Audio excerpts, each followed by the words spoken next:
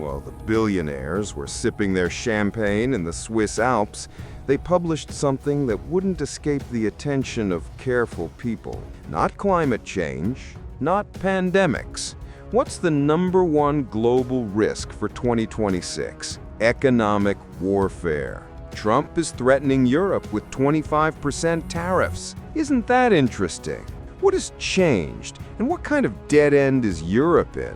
NATO wants 5% on defense spending. Putin is still doing Putin things, and somehow the crazy ones are US preparing? Why? Simple, because we're insane. So let's talk about something not so cheerful. What happens when the European economy collapses? This isn't fear-mongering. Think of it as gain theory. When tariffs hit the big companies in Europe, when supply chains break, when currencies collapse, and when politicians start panicking, what do? Remember this, the government definitely won't save you. Let me be clear, I'm not saying this will happen. I'm talking about the fact that the World Economic Forum, which usually tells us everything is fine, has ranked economic warfare as the #1 threat. Now things are starting to fall into place, aren't they? Not third, not fifth, #1.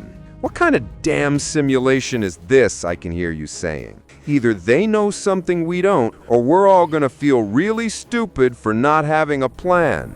But I'm going to explain all of this with complete transparency. If you're ready, let's go. It starts fast. This economic war doesn't start slowly like we think. It begins at 2 a.m. one night, silent and planned. The euro drops 40% overnight. Banks freeze your accounts for your protection. ATMs stop working, and suddenly that 5,000 euros in your account, poof, gone. Worthless numbers in the banking app you can't access. Your credit card? Declined. Your mortgage payment? Auto-rejected. Your online banking app? Just a loading spinner that never stops spinning. The first mistake you'll make? Panic. Second mistake, trusting those on TV saying, "Remain calm, everything is under control." If everything was under control, they wouldn't be saying it. Don't panic buy everything at once. You waste money on useless stuff. Never trust the government's temporary messages. It's not temporary. Don't keep all your savings in the bank.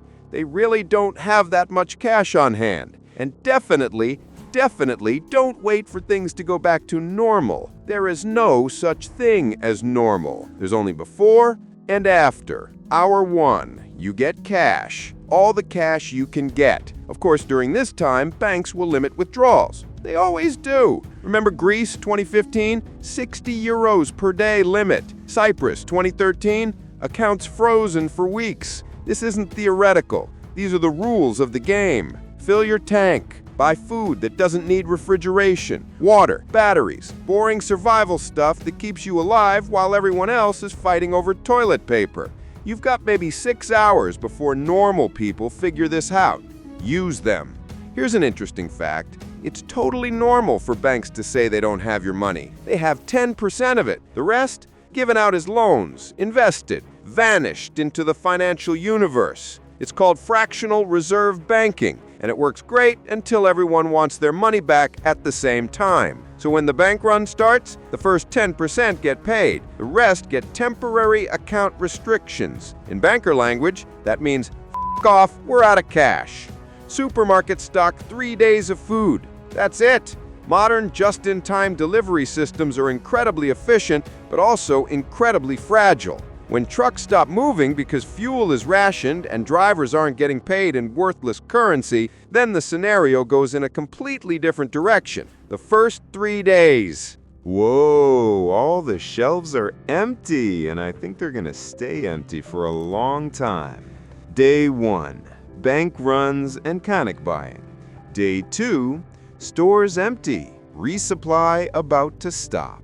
Day 3, fuel shortage begins. 1 week, supply chain completely collapses. This isn't speculation, this is logistics. Phase 1 is about speed. Get the essentials before the herd realizes what's happening. Cash, food, water, fuel, medicine if you need it. You've got maybe 6 hours before normal people catch on, maybe less if social media catches fire. You need to use these wisely, because phase 2, that's where things get interesting. Day 2. The old economy is dead. Yes, I'm very serious. Credit cards, useless. Bank transfers, offline. Digital payments? I laughed. Welcome to the barter economy, humanity's oldest technology, now back in fashion. Apparently, when the fancy digital infrastructure collapses, we go back to trading chickens for bread like in 1347. Isn't that interesting? But most people don't have chickens, or bread, or any marketable skills. They have LinkedIn profiles and cryptocurrency portfolios. Good luck bartering with those. Forget euros, forget crypto. Here's what matters now. Water is king. Food is queen. Fuel runs the kingdom. Medicine keeps you in the game. Security keeps what you have. And luxury items, people will trade anything for coffee and cigarettes. Addictions don't care about economic collapse. Trust me. Pay attention to what's not valuable. Your car, your TV, your designer clothes. Can you drink it? Can you eat it? Can you burn it for heat? Can you use it to treat an infection? No? Then it's worthless. Yes? Then you're rich. Barter math is simple. Can I use this? Can I eat this? Can I trade this with someone who needs it more than me? 1 liter of gasoline can get you 10 kilograms of rice. 1 bottle of antibiotics? About 50 liters of water. You want 1 pack of cigarettes? Then 2 kilograms of meat. 1 solar charger? 100 kilograms of food. Gasoline is gold. Medicine is platinum. And that guy hoarding toilet paper? He's a complete idiot. You can't eat toilet paper, buddy. Here's the uncomfortable truth. Lone wolf sounds cool, but it's a death sentence. One person can't defend 24/7, farm, hunt, repair equipment, treat injuries, and keep their sanity. You will fail. It's math. Communities survive. Find trustworthy neighbors, pool resources, share the skills you know. The nurse 3 doors down, the mechanic across the street, the guy with the generator. These people are now more valuable than any billionaire. Just choose carefully. Some communities are just organized looting with extra steps. Week 1, security matters. Police, getting low pay and a worthless currency, probably protecting their own families. You're on your own. Don't advertise what you have. Gray man principle, don't forget. Don't look rich, don't look desperate. Look average, boring, not worth the trouble. Windows boarded up, screaming I have stuff worth protecting. Lights on at night when everyone's in darkness, you're a target, buddy. The goal is to be forgettable, invisible. The house they walk past to rob someone else.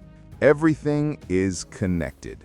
Banks fail, stores close, fuel runs out, trucks stop. Power grids collapse without fuel. Don't forget, water treatment plants need electricity. Food needs all of these.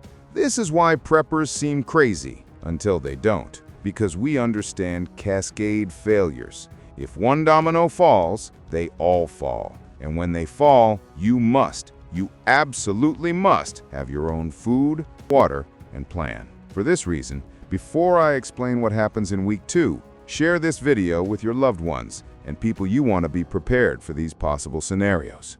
So, where were we? Week 2. Congratulations, you survived. Now what? People have already started adapting. We humans have always done so. Black markets emerge. Barter becomes more complex. Alternative currencies emerge. Street corners become trade centers. Your local mechanic is now running a repair shop that accepts food, fuel, or medical supplies. The dentist down the street, you'll pull your tooth for 5 kilograms of rice. This isn't Mad Max, it's just medieval. New currencies are forming. Some communities use silver, some use ammunition. Bullets don't inflate and are always in demand. I know it sounds incredible, but we can now predict the consequences of a major economic war in the world. Let's continue.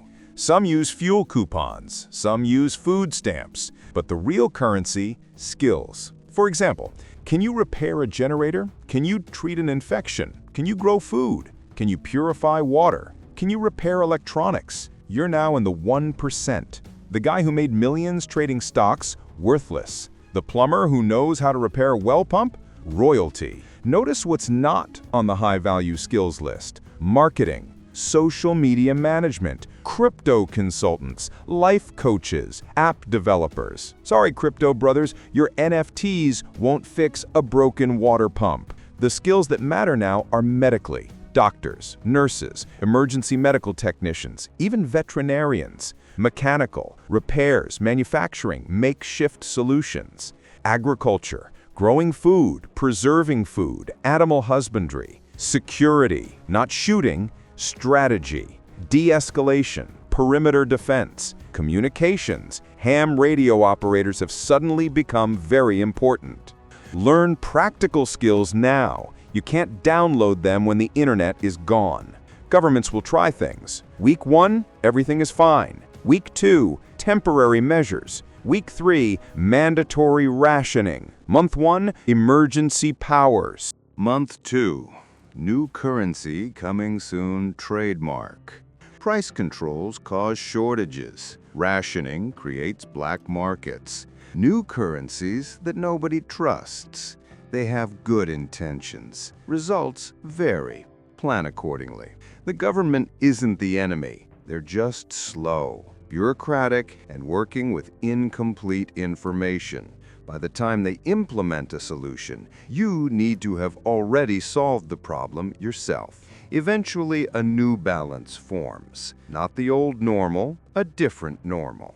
More local, more physical, more honestly medieval. People grow food in their gardens. Repair shops open on every corner. Barter markets are set up daily. It's not comfortable, it's not convenient, but it's survivable. This brings us to the question, what should you do now, before this happens? This isn't complicated. It's just a bit boring. Financial preparation. Keep 3 to 6 months of expenses in cash. Small bills, 20s and 10s, not hundreds. Diversify. Keep some gold or silver if you can afford it, not as an investment, as insurance. Pay off your high-interest debts now. When currency collapses, those debts don't disappear. They get worse. Don't keep all your money in one bank. Spread it around. Physical preparation. At least 30 days of food. Don't forget, 90 days is better. Rice, pasta, canned goods, dry beans. Boring stuff that lasts forever. Water, 1 gallon per person per day, about 3.78 liters. Yes, plus filtration. You can live weeks without food. You die in 3 days without water. Medicine, a 90-day supply of prescription medications if you can get it. First aid kit. Antibiotics if you can source them legally. Fuel. Always keep vehicle tanks more than half full. Store extra if you can do it safely. Skill preparation. Learn first aid. Minimum. Stop bleeding. CPR. Treat shock. Take a class. Learn basic repairs. Plumbing, electrical, mechanical. YouTube exists now. Watch videos. Practice. Learn food preservation, canning, drying, fermentation. Your grandmother knew this, you should too. Get a ham radio license. When cell towers don't work, radio does. Cash, food, water, medicine, skills. The same stuff preppers have been saying for decades. The only difference? Now the World Economic Forum agrees with us. Here's the part nobody wants to hear. Prepping isn't about stuff. It's about mindset. Can you stay calm when everyone's panicking? Can you make decisions when information is incomplete and contradictory? Can you adapt when your plan fails? Because it will fail. No plan survives contact with reality, but having a plan is infinitely better than having no plan. The goal isn't to predict the future. The goal is to be resilient against uncertainty. Nassim Taleb calls it anti-fragility. I call it not being an idiot. Start building community now, not during the crisis, right now. Who's the nurse 3 doors down? Go find out right away. Who's the mechanic across the street? Give a hello to the guy with the generator as you pass by. Know your neighbors, not your Facebook friends, real people who live near you and might help when things get serious. Join a local community garden. Take a first aid course at the community center. Attend neighborhood association meetings. Boring? Yes. Necessary? Also yes. Because when the crisis hits, you need people you can trust, and trust takes time to build. You can't build trust when everyone is already desperate. Will this happen? I don't know. You don't know. The experts don't know. But these guys who usually downplay everything say it's the #1 global risk. Maybe they're wrong. Maybe you're preparing for nothing. Congratulations. You have food and money. What a great tragedy. Or maybe they're right. Maybe 2026 is the year the music stops. And when it stops, will you have a chair? You insure your house against fire. The probability of your house burning? 0.3% per year. Cost? Thousands of euros annually. Economic disruption, according to the World Economic Forum, the #1 global risk. Preparation cost? A few hundred euros one time. You insure your car, your house, your health. But what about your economic survival? Which one was the crazy investment again? Trade wars, NATO tensions, debt bombs waiting to explode, Russia and Ukraine entering their 4th year, China watching Taiwan, Middle East spiraling out of control. This isn't doom posting. This is pattern recognition.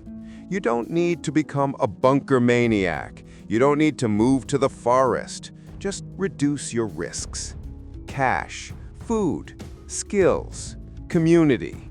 Because when the music stops, you want a chair, and there aren't enough chairs. Prepare for the worst, hope for the best. And whatever happens, don't be the person panic buying toilet paper. I love you all. Goodbye.